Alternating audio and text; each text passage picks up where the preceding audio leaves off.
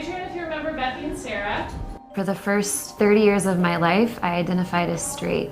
So gender and sexual diversity wasn't something even that was really on my radar until I started coming into my queer identity. Gender and sexuality were complete blind spots in terms of what I was teaching. So I've been a teacher for 22 years and spent at least half of that time in the closet. When I moved to Colorado in 1999, I started teaching out here and actually was almost fired for coming out. It was at that time that I decided I'd never be in the closet again.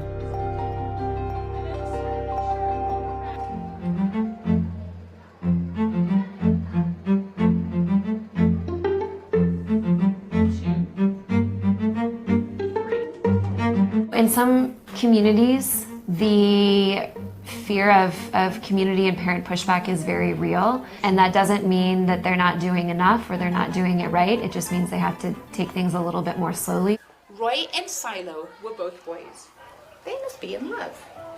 So I think still like 7 states, we have what's called no promo homo policies, and those are policies that prevent teachers from including LGBTQ people in the curriculum at all, or even mentioning LGBTQ relationships. We still need teachers in those states doing that work. We still have kids in those schools that need allies and accomplices and mentors and role models. I think that's one of the challenges of the work sometimes, is convincing people that this is something to focus on and that it's necessary. We were both graduate students at CU Boulder in the School of Education and recognized that there wasn't a lot of attention around gender and sexual diversity in our teacher education program. And then together we started hosting teacher institutes and inviting teachers from local school districts to come and learn about gender and sexual diversity and how to take up LGBTQ topics in K-12 classrooms. And then a queer endeavor happened.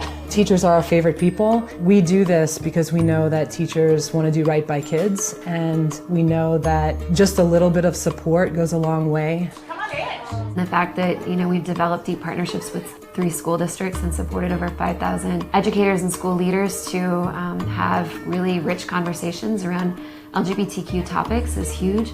They'll send us emails about a poem that they taught or a story that they read, and they'll say that it literally was the best day of their teaching careers. They'll share how kids come out in class. So those kinds of moments are really what make the work come to life for us. We met in graduate school. We had a friend who was moving away, and so we met for her birthday, actually. So Bethy was there, and she sat next to me, and we started talking. And as we continued to hang out over the course of that evening, I started to get these feelings like I like this person. And so we kind of hung out over the summer. We became pretty inseparable pretty quickly. We love each other just all the time. We would love to deepen our relationship, continue to grow. And I think something that we're working on in our relationship is trying to create more joy in our lives.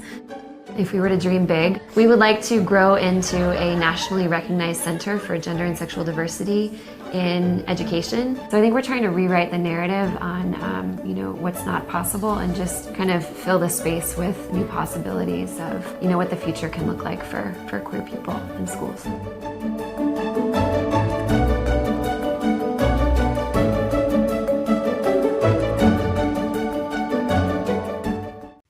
Hey, NBC News viewers, thanks for checking out our YouTube channel. Subscribe by clicking on that button down here, and click on any of the videos over here to watch the latest interviews, show highlights, and digital exclusives. Thanks for watching.